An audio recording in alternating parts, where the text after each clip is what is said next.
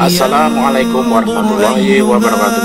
Bapak, Ibu, dan para pemirsa yang berbahagia, sebentar lagi anak-anak sekolah akan masuk ke tahun ajaran baru tahun 2024-2025.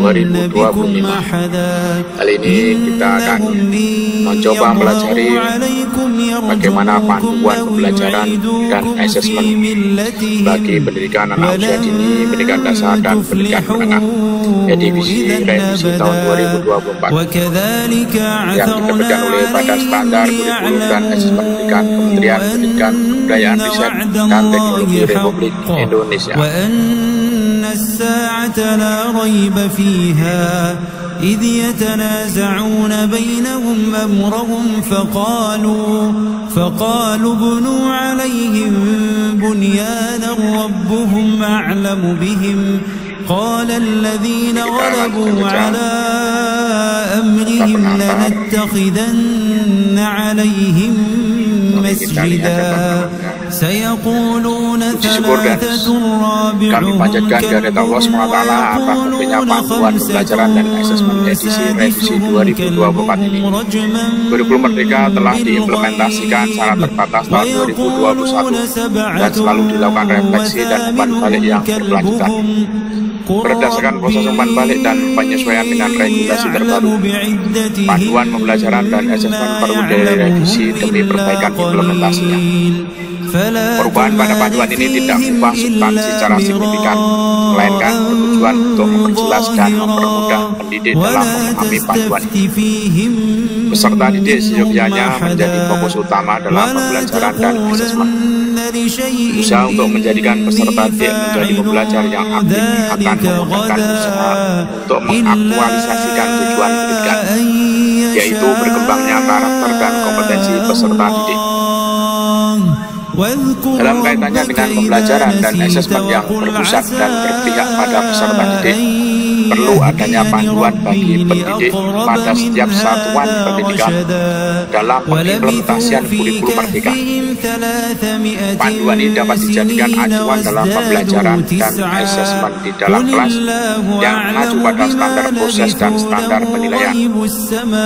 Standar proses dan standar penilaian digunakan sebagai acuan utama dalam melaksanakan pembelajaran dan penilaian yang efektif dan efisien, sehingga mampu untuk mengembangkan potensi, prakarsa, kemampuan, dan kemandirian peserta didik secara optimal.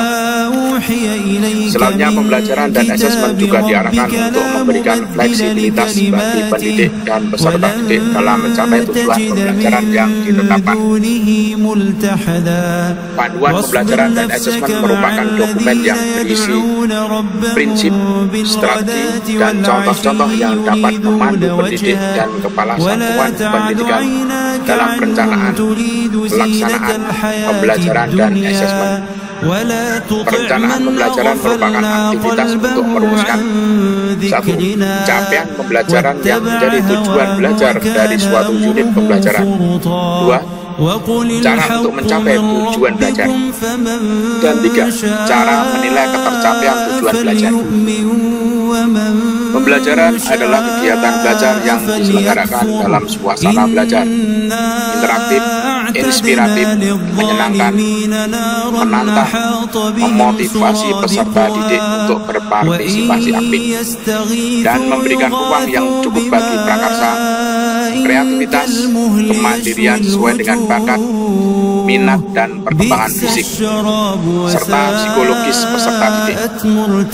Sementara asesmen adalah aktivitas selama proses pembelajaran untuk mencari bukti ketercapaian tujuan pembelajaran. Dalam panduan ini, pembelajaran dan asesmen merupakan satu siklus, di mana asesmen memberikan informasi tentang pembelajaran yang perlu dirancang. Kemudian asesmen digunakan untuk mengecek efektivitas pembelajaran yang berlangsung.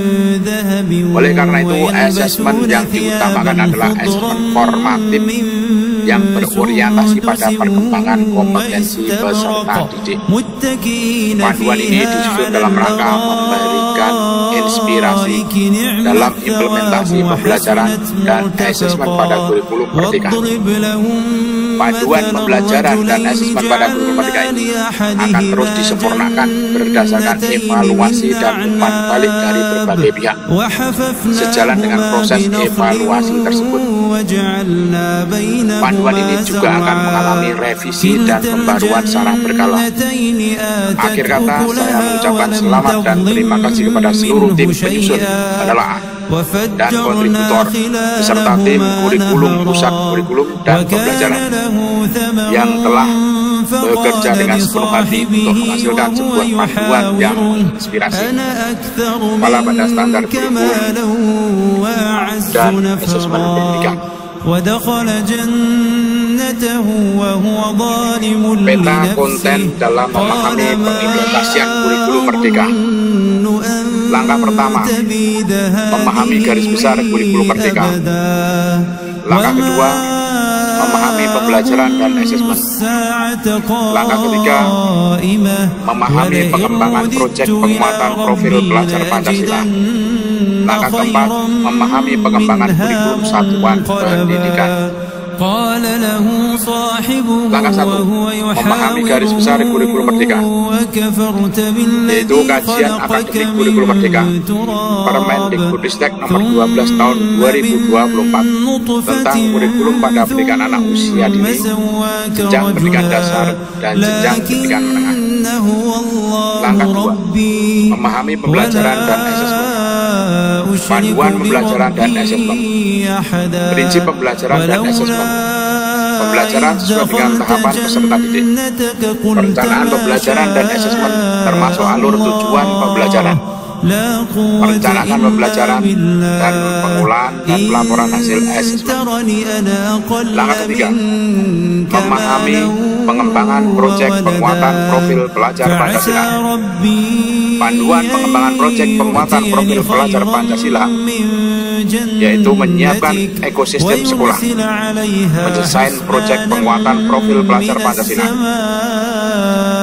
mengelola proyek penguatan profil pelajar Pancasila, mengolah asesmen dan melaporkan hasil proyek penguatan profil pelajar Pancasila, serta evaluasi dan tindak lanjut proyek penguatan profil pelajar Pancasila. Langkah 4, memahami pengembangan kurikulum satuan pendidikan. Panduan pengembangan kurikulum satuan pendidikan. Analisis karakteristik satuan pendidikan. Penyusunan visi, misi, dan tujuan satuan pendidikan. Pengorganisasian dan perencanaan pembelajaran. Pendampingan, evaluasi, dan pengembangan profesional. Ini dalam panduan ini berisi kata pengantar, kemudian daftar isi, pendahuluan, latar belakang, sasaran pengguna, cara menggunakan panduan. Kemudian yang kedua, prinsip pembelajaran dan prinsip asesmen. Yang A, prinsip pembelajaran. B, prinsip asesmen. 3, perencanaan pembelajaran dan asesmen. A, menganalisis capaian pembelajaran atau CP. B, menyusun alur tujuan pembelajaran. C, merencanakan pembelajaran dan asesmen. 4, pelaksanaan pembelajaran dan asesmen. 5, pengolahan dan pelaporan hasil asesmen. A, pengolahan hasil asesmen. B, pelaporan hasil belajar. C, mekanisme kenaikan kelas dan kelulusan. 6, refleksi dan tindak lanjut pembelajaran dan asesmen. Saudara lampiran-lampiran yang tadi untuk pengantar dan daftar isi dari panduan pembelajaran dan asesmen. Nanti insya Allah kita akan lanjutkan lagi untuk pembelajarannya, yaitu juga pendahuluan dan seterusnya. Kami cukupkan dulu untuk belajarnya pada saat ini. Sekian, assalamualaikum warahmatullahi wabarakatuh.